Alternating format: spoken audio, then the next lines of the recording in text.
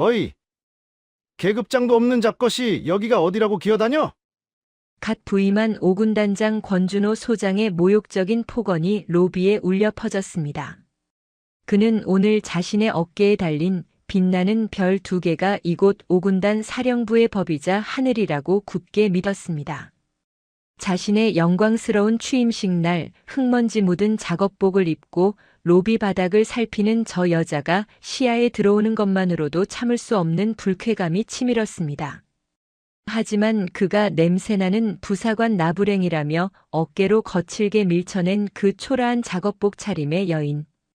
그녀의 어깨 위에는 권준호 소장의 것보다 훨씬 더 무겁고 서슬퍼런 3개의 별이 빛나고 있었습니다. 과연 자신의 군단장 취임식 날 직속 상관을 모욕하고 폭행한 이 오만한 신임 군단장에게 정하윤 중장은 어떤 심판을 내렸을까요? 새벽 4시 경기도 연천의 제5군단 예하 최전방 수색대대 생활관의 낡은 형광등이 불길한 소리를 내며 깜빡였다. 김일병은 전투복 상의 위에 방상 내피를 껴입고 그 위에 다시 동계 전투복 상의를 걸친 채 침낭 지퍼를 턱 밑까지 올렸다. 그래도 추웠다. 살을 애는 추위가 아니라 뼛속까지 스며드는 축축하고 끈질긴 냉기였다. 입에서 나오는 숨이 허연 김이 되어 어둠 속에 흩어졌다. 옆 침상의 박상병이 끙 앓는 소리를 내며 돌아 누웠다. 망할 놈의 보일러. 이게 나라냐? 작게 욕설을 뱉는 소리가 선명하게 들렸다. 아무도 대답하지 않았다. 대답할 기력도 없었다. 보일러가 고장난 지 오늘로 나흘째였다. 첫날은 그저 그러려니 했다. 낡은 막사였고 겨울이면 늘 있는 일이었다. 행보관인 오상사가 어딘가에 격렬하게 전화를 돌리는 소리가 들렸다. 둘째 날 오상사의 얼굴이 굳어졌다. 셋째 날 그는 아무 말도 하지 않았다. 그리고 오늘 넷째 날 병사들은 깨달았다. 아무도 이 문제를 해결해 주지 않는다는 것을. 야 김일병. 불침번. 초소 근무를 마치고 돌아온 근무자가 김일병의 침낭을 발로 툭툭 찼다. 김일병은 이를 악물고 침낭에서 기어 나왔다. 바닥에 발을 딛는 순간 전투와 바닥을 뚫고 콘크리트의 냉기가 발바닥을 송곳처럼 찔렀다. 그는 관물대에서 방한모를 꺼내 눌렀었다. 복도로 나서자 상황은 더 심각했다. 창문 틈으로 들어오는 바람이 복도를 냉동고로 만들고 있었다. 보일러 수리. 언제 온답니까? 김일병이 인수인계를 하며 조심스럽게 물었다. 방금 복귀한 이병장이 피식 웃었다. 수리. 야 꿈 깨. 지금 군단 전체가 신임 군단장님 취임식 준비한다고 난리야. 5군단 사령부 본청 로비에 까는 레드카펫이랑 연회장 뷔페가 우리 보일러 수리비보다 비쌀걸. 절망적인 농담이었다. 하지만 사실일지도 몰랐다. 김일병은 얼어붙은 복도 창문에 손을 대보았다. 손바닥이 유리에 달라붙는 것 같았다. 그는 총기를 고쳐 메고 막사 외곽을 돌기 시작했다. 영하 15도. 철책 너머 북녘의 땅은 칠흑 같은 어둠에 잠겨 있었다. 하지만 지금 김일병에게 북한군보다 더 무서운 것은 이 지독한 추위였다. 같은 시각 5군단 사령부에서 수십 킬로미터 떨어진 제3야 전군 사령관 집무실. 대한민국 육군 중장 정하윤은 모니터에서 눈을 떼지 못했다. 그녀의 별명은 철의 여제였다. 군 생활 30년 단 한 번의 흐트러짐도 용납하지 않았던 그녀의 지휘 철학은 명확했다. 병사의 복지는 곧 전투력이며 이를 외면하는 지휘관은 존재할 가치가 없다. 그녀가 보고 있던 것은 사령관 직통 이메일 소리함에 도착한 한 통의 익명 투서였다. 제목 5군단 최전방 수색대대 동상 걸리기 직전입니다. 내용은 처참했다. 나흘째 방치된 보일러. 얼어붙은 막사. 그리고 이 모든 수리 요청이 신임 군단장 취임식 준비라는 단 하나의 이유로 묵살되고 있다는 내용이었다. 투서 말미에는 이런 말이 적혀 있었다. 군수처에서는 보일러 부품 예산이 없다고 했습니다. 하지만 저희는 압니다. 그 예산이 전부 취임식 화환과 현수막 값으로 전용되었다는 것을. 정하윤 중장은 자리에서 일어났다. 집무실 창밖으로 군 사령부의 거대한 연병장이 새벽 여명에 물들고 있었다. 그녀는 수화기를 들었다. 김상사. 지금 바로 내 차 준비해. 아니, 사령관 전용차 말고 사령부 구석에 처박혀 있는 낡은 코란도. 그거로. 수화기 너머의 운전병 김상사가 당황한 목소리로 되물었다. 예. 사령관님, 코란도 말입니까? 정비도 제대로 안 된. 그걸로 준비해. 그리고 내 작업복. 계급장 다 뗀 거로. 낡고 해진 것일수록 좋아. 지금부터 10분 뒤에 출발한다. 정하윤은 전화를 끊었다. 그녀의 눈이 차갑게 빛났다. 취임식. 수천 명의 병사들이 혹한에 떠는 동안 자신의 영광을 위해 잔치를 벌이는 지휘관이라. 정하윤은 그런 자를 군인이라고 부르지 않았다.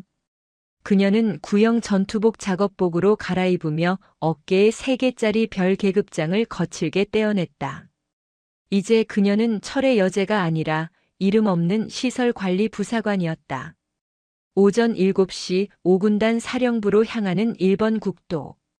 갓 출고된 듯 반짝이는 검은색 지휘 차량이 매끄럽게 도로를 달리고 있었다. 뒷좌석에는 새로 부임하는 5군단장, 육군 소장 권준호가 다리를 꼬고 앉아 있었다. 그는 육군 내에서도 소문난 권위주의자이자 의전의 왕이었다. 사단장 시절 그가 방문하는 부대는 일주일 전부터 제초 작업과 페인트 칠로 몸살을 앓아야 했다. 박중령. 예, 군단장님. 조수석에 앉은 부관 박중령이 허리를 꼿꼿이 세우고 대답했다. 취임식 준비는 잘 되어가나? 사령부 로비 말이야. 내가 특별히 지시한 거. 바닥 대리석 광택, 그거 제대로 냈겠지? 어디 하나 흠집이라도 있으면 담당자 모가지 날아갈 줄 알아. 물론입니다, 군단장님. 어제 제가 직접 가서 확인했습니다. 먼지 한 톨 없습니다. 그리고 주문하신 프랑스산 와인과 케이터링 업체도 어젯밤에 모두 반입 완료했습니다. 권준호 소장이 만족스러운 듯 콧방귀를 뀌었다. 그래. 군단장 취임식인데 그 정도는 해야지. 3군 사령관도 오신다는데. 정하윤 중장이라. 여자 사령관이라 좀 껄끄럽긴 하지만 이런 화려한 걸 봐야 내 위신도 서는 거 아니겠어. 그 양반 깐깐하기로 소문났던데. 걱정 마십시오. 정 사령관님 축사 원고도 완벽하게 준비해뒀습니다. 우리 군단장님의 공적을 찬양하는 내용으로. 됐어. 그런 건 알아서 하고. 그보다 권준호가 목소리를 낮췄다. 그 예산 말이야. 문제없게 처리한 거 맞지? 병사들 난방비 끌어다 쓴 거. 박중령이 룸미러로 권준호의 눈치를 살폈다. 네. 군수처장하고 다 말 맞췄습니다. 동계 피복 예산 선집행으로 서류상 처리하고 보일러 부품은 재고 부족으로 인한 발주 지연으로 돌렸습니다. 어차피 일선 부대 놈들이야 추우면 추운가 보다 하지 서류까지 뒤져볼 놈들 없습니다. 잘했어. 권준호가 창밖을 보며 웃었다. 어차피 전쟁도 안 나는 마당에 병사놈들 좀 춥다고 죽기야 하겠어? 군기만 빠져가지고. 나 때는 말이야. 그의 지루한 나 때는 설교가 시작될 무렵 지휘 차량이 5군단 사령부 위병소를 통과했다. 헌병들이 차량 번호를 확인하고는 허리가 부러져라 경례를 붙였다. 충성. 군단장님 입성을 축하드립니다. 권준호는 손가락만 까딱하며 경례를 받았다. 차가 본부 건물 로비 앞에 멈춰섰다. 박중령이 재빨리 내려 뒷문을 열었다.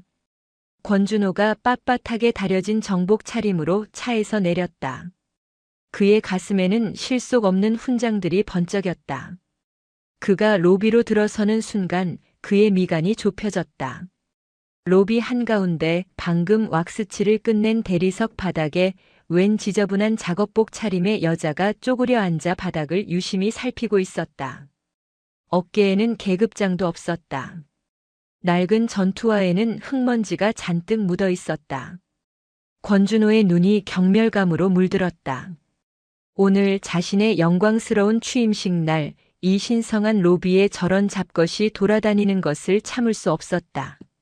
그 같은 시각 정하윤 중장은 낡은 코란도를 사령부 외곽의 막사 근처에 세우게 했다. 그녀는 김상사를 대기시키고 홀로 막사로 잠입했다. 새벽 순찰조차 그녀의 존재를 눈치채지 못했다. 그녀는 수십 년간 쌓아온 현장 경험으로 자연스럽게 수색대대 막사로 향했다. 그리고 그곳에서 투서의 내용이 사실임을 확인했다. 이럴 수가. 찬 바람이 새어 들어오는 창문, 얼음장처럼 차가운 라디에이터, 그리고 침낭 속에 전투복을 4겹, 5겹 껴입고 새우잠을 자는 병사들. 그녀는 한 병사의 침낭 지퍼를 살짝 열어보았다. 전투복 안으로 드러난 내복은 땀과 추위로 축축하게 젖어 있었다. 이 상태로 경계 근무를 선다면 동상은 불보듯 뻔했다. 그녀는 분노를 억누르며 막사를 나왔다. 그리고 본부 건물로 향했다. 병사들의 복지를 이따위로 내팽개친 자가 과연 다른 안전 점검은 제대로 했을 리 없었다. 그녀는 본부 건물 로비에 도착했다. 그리고 바닥 타일에 미세하게 난 균열을 발견했다. 이 틈으로 물이 스며들면 겨울철에 얼어서 타일이 전부 들뜰 텐데. 이건 안전 문제다. 그녀가 쪼그려 앉아 타일 틈을 손가락으로 짚어보는 순간 등 뒤에서 고압적인 목소리가 들려왔다. 어이 거기. 정하윤 중장은 천천히 고개를 들었다. 눈앞에는 빳빳한 정복을 차려입은 오늘 새로 부임하는 오군단장 권준호 소장이 서 있었다. 그의 얼굴은 노골적인 불쾌감과 경멸로 일그러져 있었다. 그 뒤로는 박중령을 비롯한 참모진이 불안한 표정으로 서 있었다. 계급도 없는 사람이 여기가 어디라고 앉아 있어? 당장 안 일어나?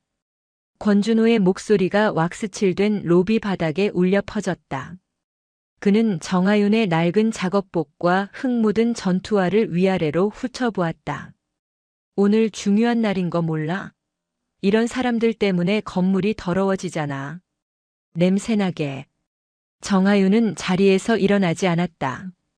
대신 그녀는 권준호 소장의 눈을 똑바로 바라보며 차분하게 말했다. 병사들의 안전 점검 중입니다. 이곳 로비 바닥 타일에 균열이 있습니다. 겨울철 동파 위험이. 뭐? 안전? 권준호는 어이가 없다는 듯 코웃음을 쳤다. 안전 타령하는 말년 부사관인가? 내가 신경 쓸 일이 아니야. 내까짓게 뭘 안다고.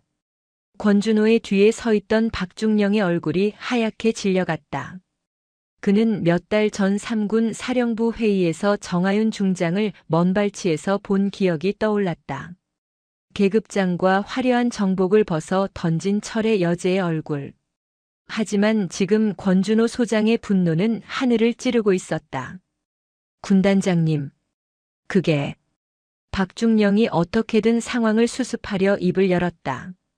시끄러워. 권준호가 박중령의 말을 잘랐다. 그는 다시 정하윤을 노려보았다. 감히 신임 군단장에게 대들어? 재수없게. 당장 안 꺼져? 권준호는 더 이상 상대할 가치도 없다는 듯 육중한 어깨로 정하윤 중장의 어깨를 거칠게 밀치고 지나갔다. 에이, 재수없는 년. 정하윤 중장의 몸이 한쪽으로 휘청 밀려났다. 그녀의 어깨가 둔탁한 충격을 받았다. 순간 로비의 모든 공기가 얼어붙었다. 권준호를 뒤따르던 참모진들은 숨조차 쉬지 못했다. 그들은 방금 무슨 일이 일어났는지 정확히 목격했다. 신임 오군단장이 대한민국 육군 삼야전군 사령관이자 자신의 직속 상급 부대장인 삼성 장군에게 그것도 연이라는 욕설과 함께 물리적인 폭력을 행사한 것이다. 이것은 단순한 모욕이 아니었다. 명백한 하극상, 군법으로 다스려야 할 중범죄였다. 박중령은 다리가 풀려 그 자리에 주저앉을 뻔했다. 그는 권준호에게 다가가려 했지만 권 중장은 이미 로비 중앙을 가로질러 군단장실로 향하는 엘리베이터 쪽으로 걸어가고 있었다. 군단장님, 잠시만 군단장님. 방금 그분은 됐어. 시간 없어. 취임식 준비나 마지막으로 확인해. 10분 뒤에 강당에서 보자고. 권준호는 엘리베이터에 오르며 끝까지 짜증을 냈다. 그는 자신이 방금 무슨 짓을 저질렀는지 전혀 깨닫지 못하고 있었다. 정하윤 중장은 천천히 자리에서 일어났다. 그녀는 작업복 어깨에 묻은 먼지를 털어냈다. 그녀의 표정은 평온했다. 하지만 그녀의 눈빛은 연천의 겨울 바람보다 더 차가웠다. 이것이 바로 권준호 소장의 본 모습이었다. 계급장이 없으면 사람 취급도 하지 않는 인물. 병사들의 안전보다 자신의 의전을 중시하는 인물. 그녀는 로비 구석에 서서 덜덜 떨고 있는 박중령을 바라보았다. 박중령. 네. 사령관님. 저는. 박중령은 말을 더듬으며 경례를 붙이려다 그녀가 작업복 차림임을 깨닫고 손을 어정쩡하게 내렸다. 아무 말도 하지 마. 정하윤이 그의 말을 막았다. 자네는 자네 군단장을 모셔. 그리고 10분 뒤 강당에서 보지. 오늘 취임식 아주 볼만할 거야. 그녀는 돌아서서 로비를 나갔다. 낡은 코란도가 대기하고 있는 곳으로. 박중령은 차가운 대리석 바닥에 홀로 서서 방금 일어난 일이 꿈이기를 바랐다. 하지만 그는 알았다. 오늘 5군단에 피바람이 불 것이라는 것을. 권준호 소장의 군 생활은 방금 그 자신의 손으로 종지부를 찍었다. 오전 10시 정각. 제5군단 사령부 대강당은 발 디딜 틈 없이 꽉 찼다. 예하 사단장들과 여단장들 그리고 각 부대의 주요 참모들까지 수백 명의 장교들이 빳빳하게 달인 정복을 입고 도열해 있었다. 강당 단상 중앙에는 제영대 5군단장 권준호 소장 취임식이라는 거대한 현수막이 걸려 있었고 양옆으로는 화려한 화환들이 줄지어 서 있었다. 어제 병사들의 난방비에서 전용된 바로 그 예산으로 산 것들이었다. 권준호 소장은 단상 중앙 군단장석에 앉아 있었다. 그는 만족스러운 표정으로 강당을 둘러보았다. 수백 명의 장교들이 자신을 우러러보고 있었다. 아침에 로비에서 있었던 불쾌한 일은 이미 잊은 지 오래였다. 그런 하급 부사관 따위의 일로 자신의 기분을 망칠 수는 없었다. 이제 2호군단 3만 명이 넘는 병력은 모두 자신의 손아귀에 있었다. 사회자가 마이크를 잡았다. 지금부터 대한민국 육군 제5군단 제영대 군단장 권준호 소장님의 취임식을 거행하겠습니다. 전원 단상에 대하여 경례. 수백 명의 장교들이 일제히 일어나 경례를 했다. 충성. 권준호는 의자에 앉은 채 거만하게 손을 들어 답례했다. 국민 의례가 끝나고 애국가가 울려 퍼졌다. 모든 것이 완벽했다. 자신의 군 생활에 정점을 찍는 순간이었다. 다음은 상급 부대 지휘관의 축사가 있겠습니다.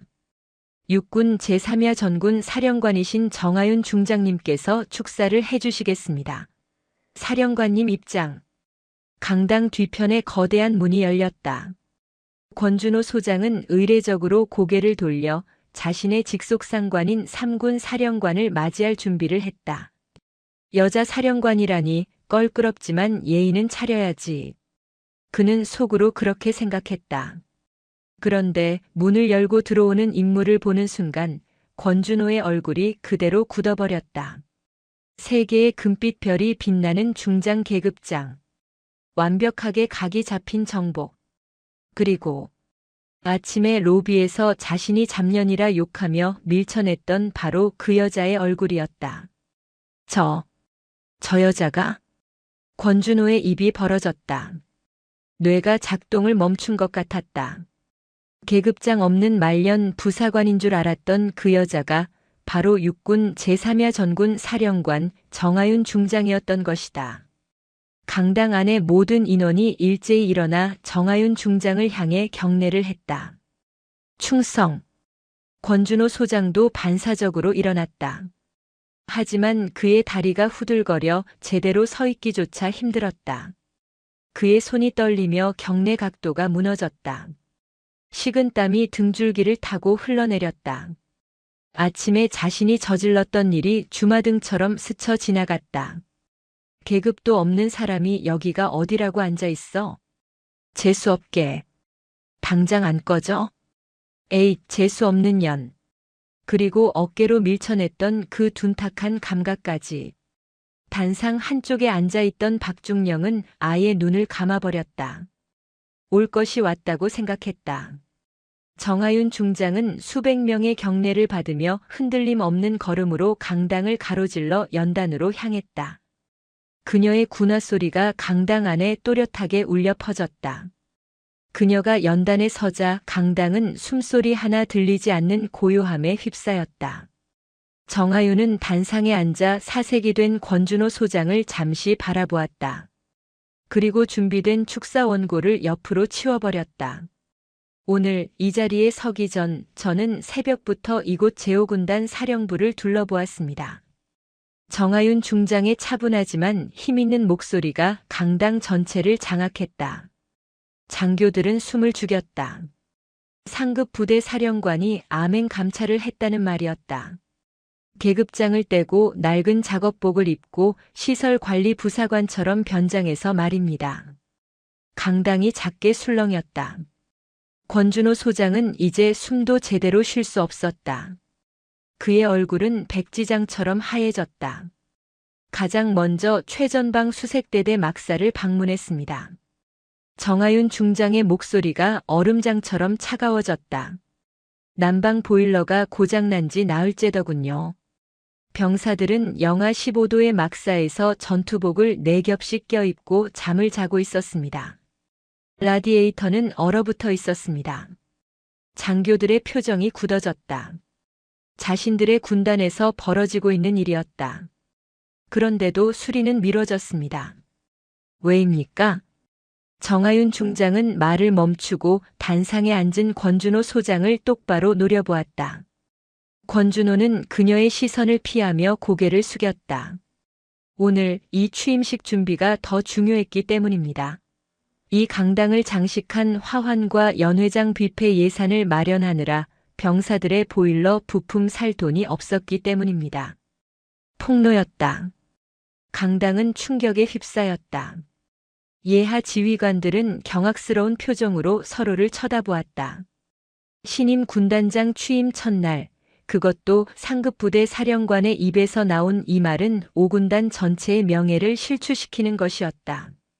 권준호는 변명하고 싶었지만 입이 떨어지지 않았다. 자신이 박중령과 나눈 대화가 어떻게 새어나갔는지 알 수 없었다. 병사들은 추위에 떨고 있는데 지휘관은 따뜻한 강당에서 화려한 잔치를 벌이고 있습니다. 예산이 어디에 먼저 쓰였는지 명확하게 보입니다. 정하윤은 잠시 숨을 골랐다. 그리고 더 무서운 이야기를 꺼냈다. 더 가관인 것은 오늘 아침이었습니다. 저는 본부 건물 로비에서 안전 점검을 하고 있었습니다. 바닥 타일의 균열이 동파로 이어져 병사들이 다칠까봐 확인하고 있었죠. 그녀는 다시 권준호 소장을 바라보았다. 강당의 모든 시선이 권준호에게로 향했다. 그때 한 장군이 로비로 들어왔습니다. 그는 저를 보고 이렇게 말했습니다. 계급도 없는 사람이 여기가 어디라고 앉아 있느냐. 당장 일어나라. 잡것들 때문에 건물이 더러워진다고 했습니다. 강당 안에서 억눌린 탄식 소리가 터져 나왔다. 저는 병사들의 안전을 점검하고 있다고 말했습니다. 하지만 그는 듣지 않았습니다. 오히려 말년 부사관 나부랭이라고 하더군요. 그리고 정하윤 중장이 자신의 어깨를 툭 쳤다. 자신의 어깨로 저를 밀쳐내고 지나갔습니다. 재수 없는 년이라는 말과 함께 강당은 이제 충격을 넘어 경악으로 물들었다. 삼성 장군에게 직속 상급 부대장에게 물리적인 폭력과 욕설을 행사한 것이다. 이것은 군법 회부를 넘어선 군인으로서의 자격 자체를 논해야 할 문제였다. 정하윤 중장이 최후의 선언을 했다. 자신의 안위와 체면을 위해 부하의 생명과 복지를 등한시하고 계급장 없는 동료를 짐승처럼 밀쳐내는 사람은 군인이 아닙니다. 그런 사람은 이 신성한 군복을 입을 자격이 없습니다. 그녀는 권준호 소장을 향해 손가락질했다. 권준호 소장, 당신은 5군단장이 될 자격이 없습니다. 오늘이 당신이 군단장으로 불리는 처음이자 마지막 날이 될 것입니다. 그녀는 강당 전체를 향해 공식적인 명령을 선포했다. 육군 제3야 전군 사령관 정하윤의 명으로 권준호 소장의 5군단장 보직 해임을 국방부 장관께 즉시 건의합니다. 선언과 동시에 강당 뒤편의 문이 다시 열렸다. 이번에는 헌병 완장을 찬 육군 본부 법무실 수사관들이었다. 그들 앞에는 냉혹한 표정의 한태수 대령이 서 있었다. 육군 본부 내에서 미친 칼로 불리는 자였다. 육군 본부 법무실장 한태수 대령입니다. 권준호 소장, 군수 예산 전용 및 직권 남용, 그리고 상급자 모욕 및 폭행 혐의로 즉시 조사를 시작하겠습니다. 동행해 주시기 바랍니다. 한태수 대령과 수사관들이 단상으로 걸어갔다. 권준호 소장은 자리에서 일어나려 했지만 다리에 힘이 풀려 그대로 의자에 주저앉았다. 그는 입을 뻐끔거렸지만 아무 소리도 나오지 않았다. 그는 결국 그 자리에서 거품을 물고 쓰러졌다. 극심한 쇼크였다. 의무병들이 급히 달려와 들것을 가져왔다. 화려한 취임식의 주인공이었던 권준호 소장은 수백 명의 부하들이 지켜보는 가운데 짐짝처럼 들것에 실려 강당 밖으로 끌려나갔다. 화려했던 취임식은 그렇게 최악의 해임식이 되어버렸다. 권준호 소장이 실려나간 강당은 혼돈 그 자체였다. 장교들은 자신들이 방금 무엇을 목격했는지 믿기지 않는다는 듯 웅성거렸다. 정하윤 중장은 연단을 내려와 사색이 된 박중령과 참모진에게 지시했다. 5군단 작전 통제권은 당분간 3야 전군 사령부가 직접 행사한다. 모든 부대는 정상 작전 태세 유지 명령을 하다라고 수색대대 난방 시설부터 당장 수리하도록 해. 예. 알겠습니다, 사령관님. 정하윤 중장이 강당을 막 나서려 할 때 한태수 대령이 그녀의 앞을 막아섰다. 한태수 대령은 육군 본부 직속으로 사령관인 정하윤에게도 굽히지 않는 강골이었다. 그의 별명 미친 칼은 한번 목표로 삼은 비리는 상대가 누구든 심지어 참모총장이라도 물어뜯는다 해서 붙여진 것이었다. 사령관님, 잠시 뵙겠습니다. 그의 목소리는 감정 없이 차가웠다. 무슨 일이지, 한대령? 권준호 소장의 비리 혐의는 저희가 철저히 수사하겠습니다. 그런데 그 과정에서 5군단 사령부 전체에 대한 압수수색이 불가피합니다. 정하윤의 미간이 좁혀졌다. 압수수색? 좋네. 군단장실과 군수처는 얼마든지 뒤지게. 하지만 작전 지휘실은 안 돼. 여긴 최전방이야. 단 1분도 지휘 공백이 생겨선 안 돼. 한태수 대령은 고개를 저었다. 그의 안경 너머 눈이 번뜩였다. 안 됩니다, 사령관님. 권준호 소장의 핵심 비리는 부대 운영 예산 전용입니다.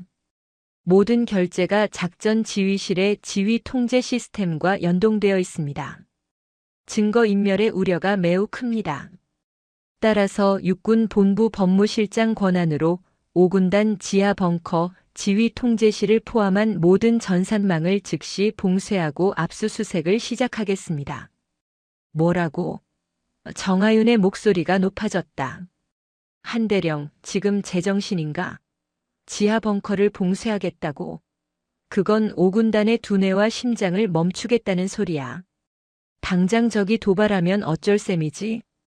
그건 사령관님께서 걱정하실 일입니다.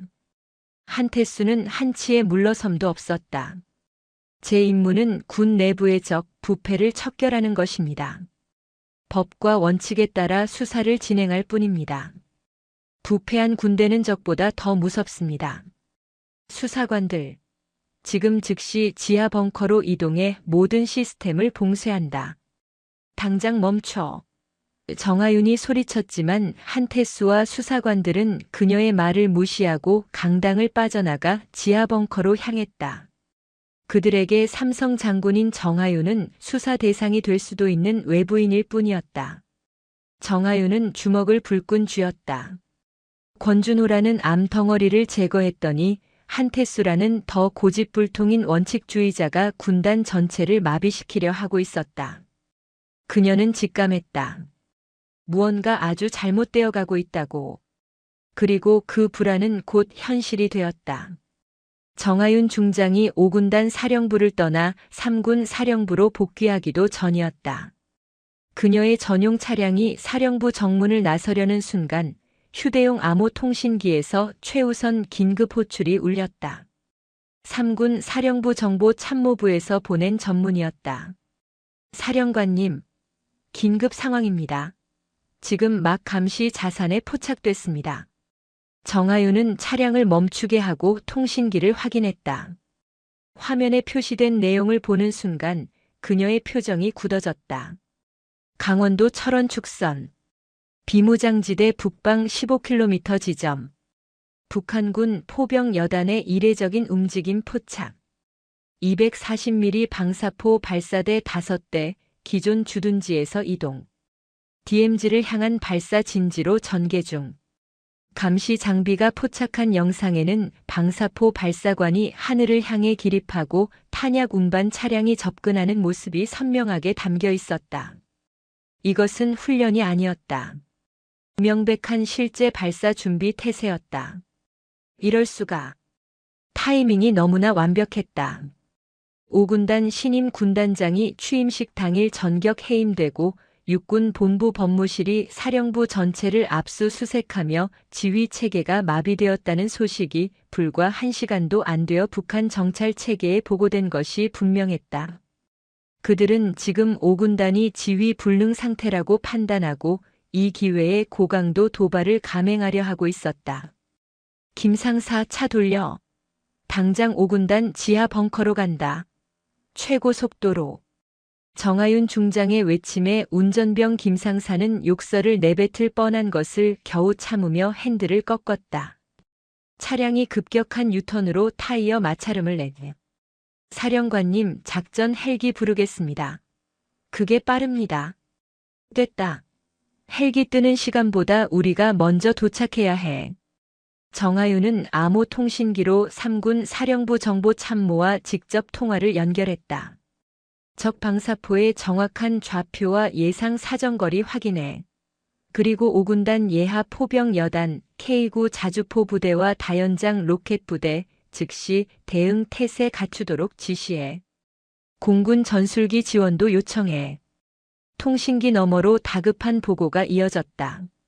사령관님, 적 방사포는 240mm 다연장 로켓으로 사정거리는 최대 60km입니다. 현재 위치에서 발사하면 5군단 전방부대는 물론이고 철원 시내 민간인 거주 지역까지 사정권에 들어갑니다. 젠장. 정하윤은 이를 악물었다. 북한은 심리전까지 계산한 것이다. 한국군이 대응 사격을 하면 민간인 지역을 방패 삼아 국제사회에 한국의 선제 도발이라고 주장할 것이고 대응하지 않으면 한국군의 무능을 확인하고 더 큰 도발을 감행할 것이다. 몇 분 뒤 5군단 사령부 본부 건물 앞에 차량이 급정거했다. 정하윤은 차에서 뛰어내려 지하 벙커로 향하는 비상계단을 향해 달렸다. 두꺼운 강철로 된 벙커 입구는 법무실 수사관 2명이 지키고 있었다. 멈추십시오. 여긴 현재 육군 본부 통제구역입니다. 출입할 수 없습니다. 비켜. 정하윤은 수사관을 밀치려 했다. 사령관님이라도 안 됩니다. 한태수 대령님의 명령입니다. 이것들이. 정하윤이 분노로 소리치는 순간 벙커의 두꺼운 문이 열리고 한태수 대령이 나왔다. 그의 표정은 여전히 냉정했다. 사령관님, 공무집행 방해입니다. 돌아가 주십시오. 정하윤은 한태수의 멱살이라도 잡을 기세로 다가가 자신의 암호 통신기를 그의 눈앞에 들이밀었다. 이거나 봐. 이 망할 법무관 놈아. 화면에는 실시간으로 전송되는 북한군 방사포 진지의 영상이 떠 있었다. 발사관 각도가 조절되고 있었다. 발사가 임박했다는 신호였다. 지금 이 순간에도 적들은 조준하고 있어. 내 놈이 봉쇄한 저 벙커가 바로 저것들을 막을 지휘소야. 당장 문 열지 않으면 내 놈을 이 자리에서 전시 명령 불복종으로 사살하겠다. 한태수 대령의 눈이 처음으로 흔들렸다. 그도 군인이었다. 영상 속의 위협이 실제 상황임을 모를 리 없었다. 하지만 그는 자신의 신념을 꺾지 않았다. 사령관님, 이것은 기만 전술일 수 있습니다. 적들은 늘 이런 식으로 우리의 허점을 노렸습니다. 하지만 진짜 적은 내부에 있습니다. 이 수사를 멈추면 권준호 라인의 비리를 영원히 덮게 될 수도. 닥쳐. 정하윤은 더 이상 참지 않았다.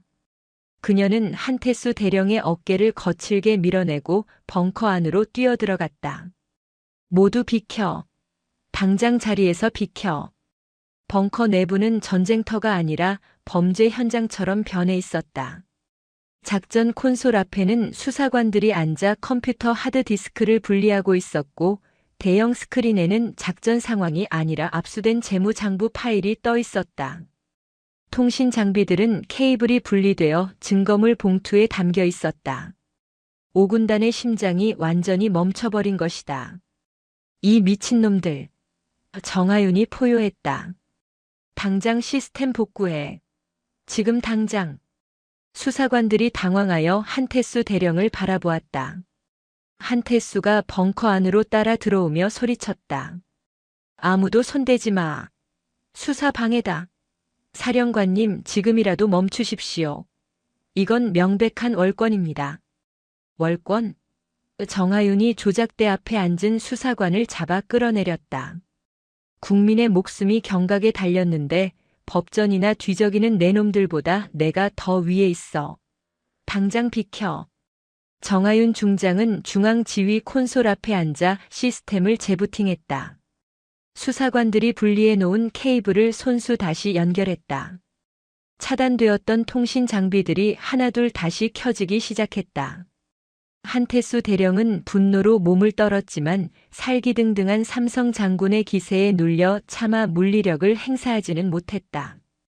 그는 대신 자신의 휴대폰을 꺼내 이 모든 상황을 수사 방해의 증거로 촬영하기 시작했다. 몇 분 후 대형 디스플레이 화면에 마침내 작전 상황도가 떠올랐다.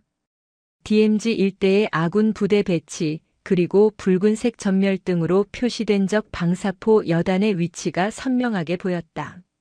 제기랄, 아직도 적이 있잖아. 적들은 철수하지 않았다. 여전히 발사 진지에서 한국군의 반응을 떠보고 있었다. 정하윤은 통신 시스템을 통해 5군단 포병 여단장과 직접 연결했다. 포병 여단장, 3군 사령관 정하윤이다. 내가 5군단 작전 통제권을 직접 행사한다. 충성. 사령관님, 명령 대기 중입니다. 적 방사포 진지 좌표 지금 즉시 전송하겠다.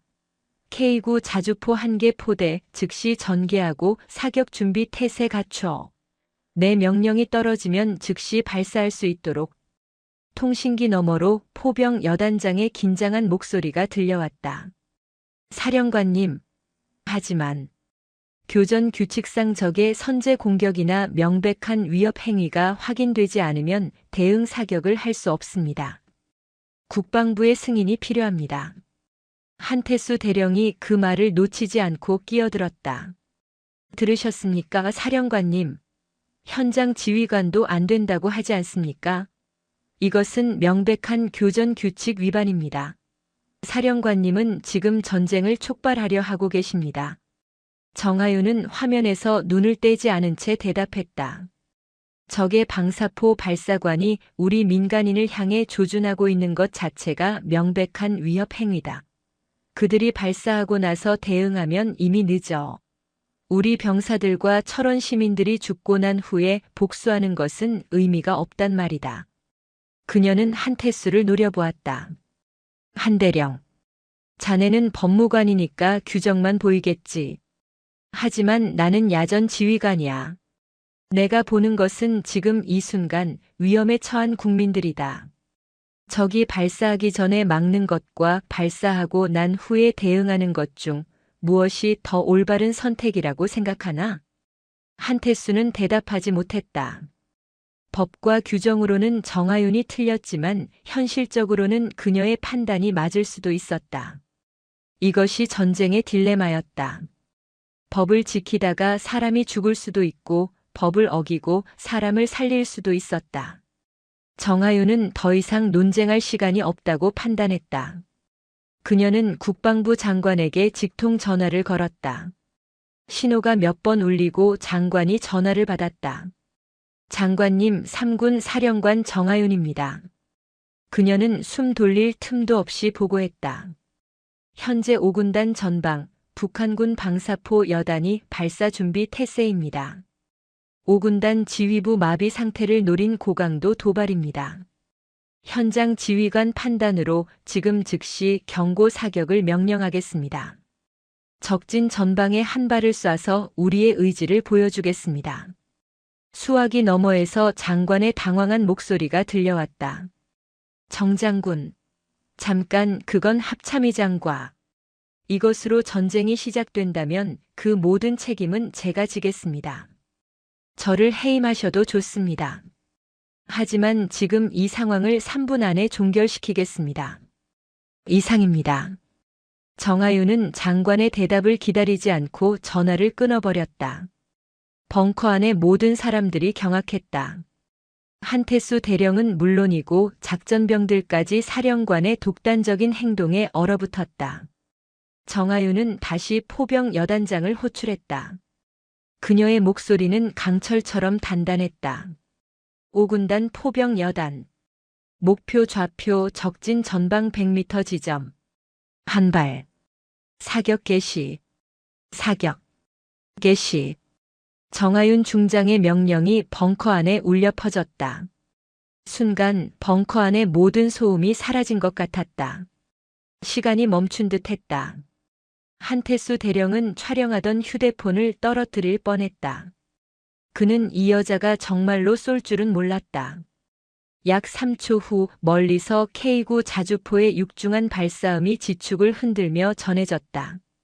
벙커는 지하 20m 깊이에 있었지만 155mm 포탄의 발사 충격파는 벽과 바닥을 미세하게 진동시켰다. 그것은 전쟁의 소리였다. 벙커 안의 모든 시선이 대형 스크린에 고정되었다. 발사된 포탄은 포물선을 그리며 어둠 속을 날아갔다. 비행시간 약 45초. 그 45초가 영원처럼 느껴졌다. 아무도 말하지 않았다. 아무도 움직이지 않았다. 그리고 45초 후 화면 속 북한군 방사포 진지 전방 100m 지점에 정확히 포탄이 명중했다. 야간 감시 카메라가 포착한 열화상 영상에는 거대한 폭발과 함께 흙먼지가 수십 미터 상공으로 치솟는 모습이 선명하게 잡혔다. 지면이 파이고 충격파가 사방으로 퍼져나갔다. 이것은 명백한 메시지였다. 다음 포탄은 너희들 머리 위다. 우리는 너희의 정확한 좌표를 알고 있고 언제든 쏠 수 있다. 정하윤은 숨을 참고 북한군의 반응을 기다렸다. 최악의 시나리오는 북한군이 즉시 대응 사격을 하는 것이었다. 그렇게 되면 이 밤 철원은 불바다가 될 것이다. 10초가 지났다. 20초가 지났다. 스크린 속 북한군 방사포 진지에서 다급한 움직임이 포착되었다. 하늘을 향해 있던 발사관들이 천천히 접히기 시작했다. 한약 운반 차량이 황급히 후방으로 이동했다. 그리고 하나둘 방사포 발사대 차량들이 시동을 걸고 주둔지로 철수하기 시작했다. 그들은 경고를 받아들인 것이다. 5군단 지휘부가 마비된 줄 알았는데 오히려 더 빠르고 강력한 대응이 날아오자 공포를 느낀 것이다. 약 5분 후 정보참모부에서 최종 보고가 올라왔다. 사령관님, 적 방사포 5대 전부 주둔지로 복귀 확인했습니다. 발사관 폐쇄, 엄폐 진지 안으로 진입 확인. 추가 도발 징후 없습니다. 정하윤 중장은 비로소 긴 한숨을 내쉬었다. 그녀는 의자 등받이에 몸을 기댔다. 위기는 넘겼다. 벙커 안에 억눌려 있던 안도의 한숨이 터져나왔다. 작전병들은 서로를 보며 기쁨을 나눴고 한태수의 법무실 수사관들조차 긴장이 풀린 표정이었다. 한태수 대령은 벽에 기댄 채 멍하니 스크린을 바라보고 있었다. 그는 오늘 하루 동안 자신의 신념이 무너지는 것을 경험했다. 법적으로는 정하윤 중장이 교전 규칙 위반, 상급자 지시 불이행, 수사 방해까지 중범죄를 저질렀다. 하지만 결과적으로 그녀의 그 불법적인 결단이 더 큰 전쟁을 막았고 수많은 생명을 구했다. 정하윤은 자리에서 일어났다.